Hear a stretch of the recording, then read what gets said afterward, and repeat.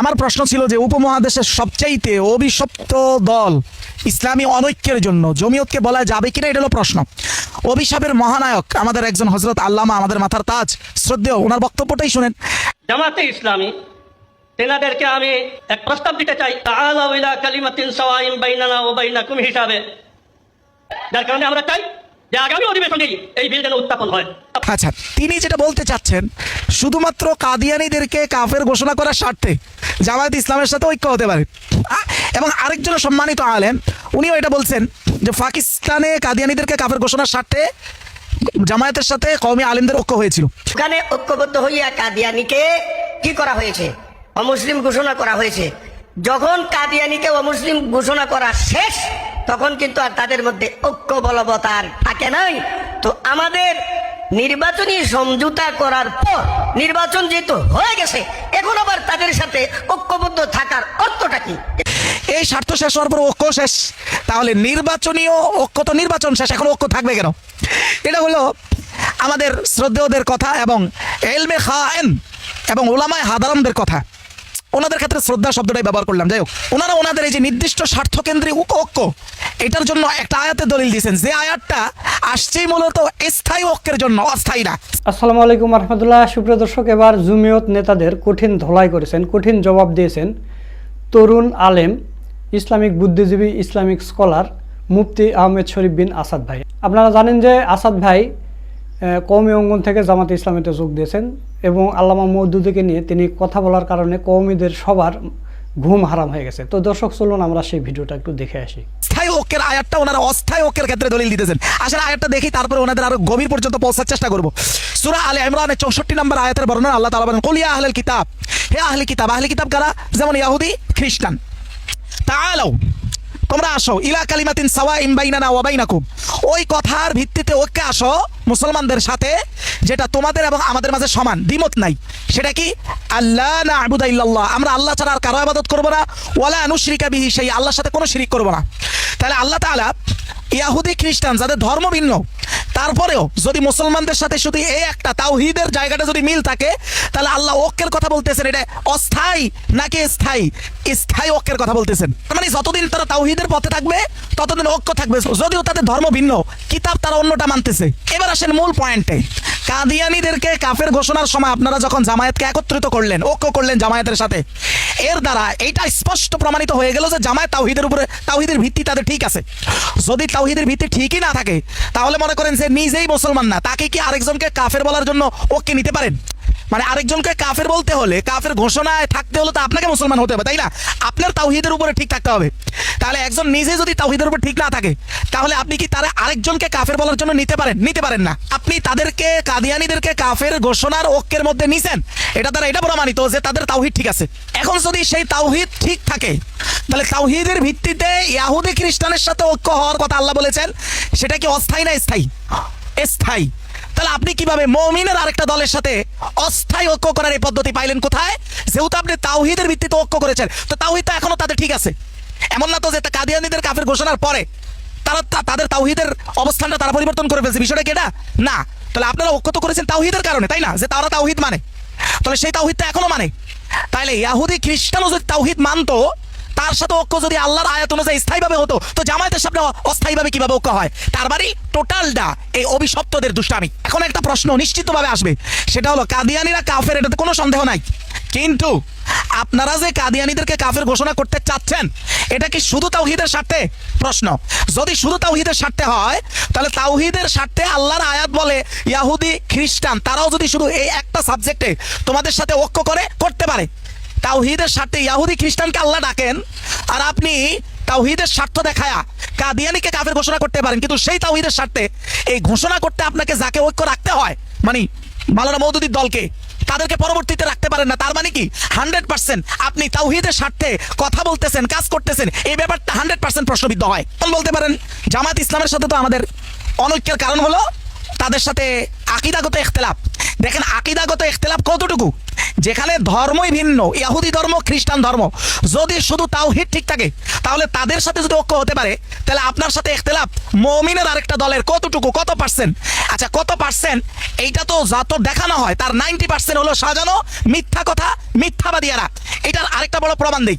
আমাদের মামুনুল হক সাহেব বলেছেন যে এই যে আমাদের যে এজমায়ে কওমি মাওলানা মওদুদী সাহেবের ব্যাপারে, এজমায়ে কওমি, কওমিদের সর্বসম্মত মত যে মিথ্যার উপরে হতে পারে, এইটার সবচেয়ে বড় প্রমাণ আমরা একজন কওমি সন্তান হিসাবে পেয়েছি ডক্টর জাকির নায়েক কেন্দ্রিক। ডক্টর জাকির নায়েকের ব্যাপারেও আমাদের এজমায়ে কওমি এবং ইজমান মিথ্যুক হিসাবে জাতির সামনে প্রমাণিত হয়েছি। যেমন ডক্টর জাকির নায়েকের যা যা চেতনা ছিল তার কোনোটাই কি এখন পরিবর্তন হয়েছে? আপনাদের বিরোধিতা পরিবর্তন হলো কেন? তারা যখন দেখেছে ডাক্তার জাকির নায়েকের ব্যাপারে তাদের মিথ্যাগুলো ইউটিউবারদের মাধ্যমে ডুয়েল ভিডিও করে করে প্রকাশ পেয়ে গেছে, তখন তারা ডাক্তার জাকির নায়েকের সাথে গিয়ে সাক্ষাৎ করার একটা নাটক করলো। নাটক করে এসে বললো আমরা ওনাকে বলেছি যে স্যার আপনি মাসলা মাসাইল নিয়ে কথা বলার দরকার নেই, উনি বলছেন মাইনা নিছেন, বাস হয়ে গেছে, ডাক্তার জাকির নায়েক হেদায়েতের উপরে আয়া পড়ছে। আসলে বিষয়টা কি দেখেন একটু বুঝানেন। ডক্টর জাকির নায়েক যে ওলামায়ে কেরাম বলছে মাসলা দেওয়া আপনার কাজ না, উনি একজন ভদ্র মানুষ। সৌজন্য সাক্ষাতে তো কেউ ডিবেট করে না, ডিবেট করে উনি মুখে মুখে বলছেন যে হ্যাঁ এ তো ওলামা কি কাম হয়, যে এটা তো ওলামাদের কাজ, এটা বলে বাস বুঝ দিয়ে দিছে। কিন্তু মাসালা বলার মতো ডক্টর জাকির নায়েকের এখন কোনো মজলিসই হয় না, এটা বহুত আগের থেকে বন্ধ হয়ে গেছে। ইন্ডিয়াতে যখন উনি নির্বাসিত হয়েছেন তারপর থেকে তো এই কাজই বন্ধ হয়ে গেছে। কিন্তু মূল ঘটনা যেটা, ডাক্তার জাকির নায়েক কি নির্দিষ্ট কোনো মাযহাব মানেন? আগে মানতেন, আগেও মানতেন না, এখনো মানেন না। ওনার ব্যাপারটা আসলে কি? ওনার ব্যাপারটা হলো মুজতাহিদে মুতলাকের মতো না, তবে মুজতাহিদে মুকাইয়াদের মতো। মুজতাহিদে মুকাইয়াদ কাকে বলে? ধরেন ফিকহে মুকারেন, জামিয়া আজহারে একটা সাবজেক্ট আছে ফিকহে মুকারেন, তুলনামূলকভাবে সবগুলো ফিকাকে একসাথে দলিল বিবেচনা করে যেটাকে আপনার কাছে সবচাইতে বেশি কোরআন সুন্নাহর অধিক নিকটবর্তী মনে হয় তার ফিকটা ওই ক্ষেত্রে মানা। এইটাই মূলত ফলো করে হলো ডাক্তার জাকির নায়েক। ডাক্তার জাকির নায়েক চারো মাযহাবের সব ফিককে একত্রিত করে দেখে যে কার যুক্তি এবং দলিল সবচেয়ে স্ট্রং, উনি সেটা মানেন। কিন্তু উনি আগেও কখনো আমাদের আহলে হাদিস ভাইদের মতো হানাফি মাযহাব বা কোনো মাযহাবকে কটাক্ষ উনি করেন নাই, এবং আজও তিনি নির্দিষ্ট করে আপনি বলতে পারবেন না যদি অমুক মাযহাবের অনুসরণ তিনি করেন। তাহলে ডাক্তার জাকির নায়েকের ফুল হালাত আগের মতোই আছে। বৈশ্বিক চাপের কারণে উনি আগের মতো আর মজলিস করতে পারেন না, এই জন্য সচরাচর ওনার কাছে এখন মাসালার প্রশ্নগুলো আসে না, এই জন্য উনি বলেন না। আসলে কোনো মৌলিক পার্থক্য হয় নাই, পার্থক্যটা আমাদেরকে দেখানো হয়েছে কওমির পক্ষ থেকে একটা নাটকের মধ্য দিয়ে।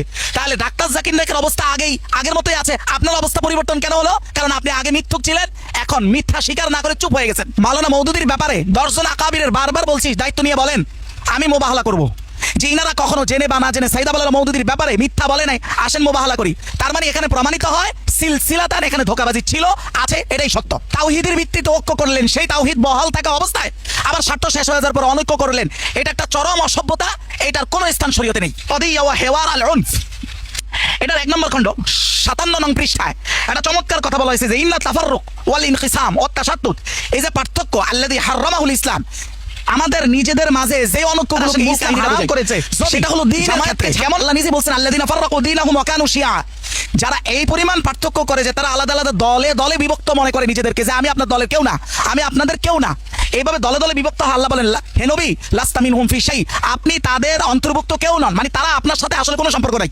এই কথা পর্যন্ত বলা হয়েছে কিতাবে, দেখেন লা ইয়াজুজু আন ইয়াকুনা তানাজু আল্লাযী ইউফদি ইলাল ফাশাল, এমন কোন তানাজু, এমন কোন ঝগড়া, এমন কোন পার্থক্য করা যাবে না মুমিনের মাঝে যেটার কারণে আপনি অকৃতকার্যদের অন্তর্ভুক্ত হয়ে যান। এবার আপনি অকৃতকার্য নাই হইতেন, তাহলে কাদিয়ানীদেরকে কাফের ঘোষণার সময় পাকিস্তানে কেন জামায়াতকে আপনাদের ঐক্যে প্রয়োজন হইল?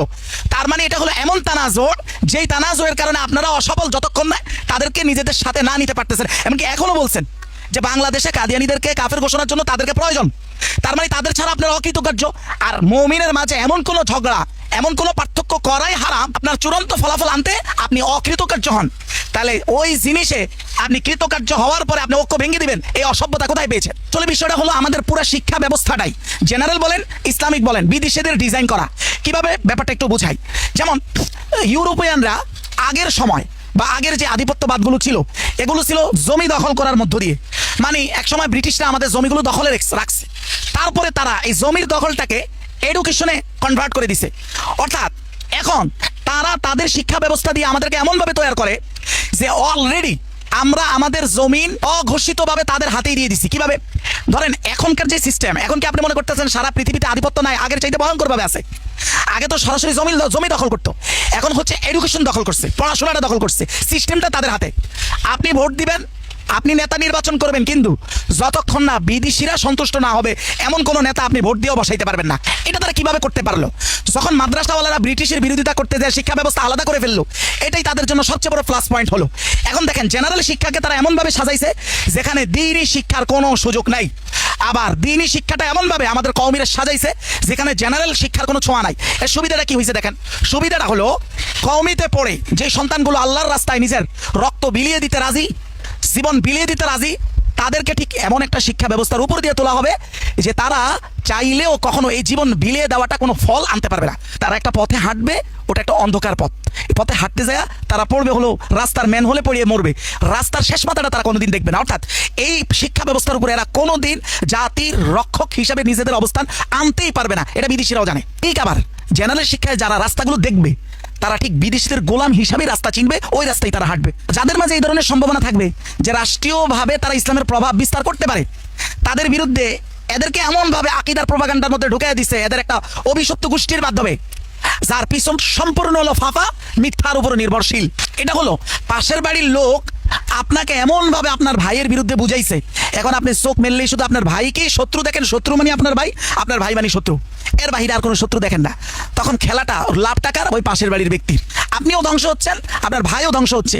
ঠিক জামায়াতের কওমের আকীদাগত লড়াইটা এর 100% বেনিফিশিয়ারি হচ্ছে সেকুলাররা, সারা পৃথিবীর আধিপত্যবাদ। গত 17 বছরে আমরা কি দেখি নাই?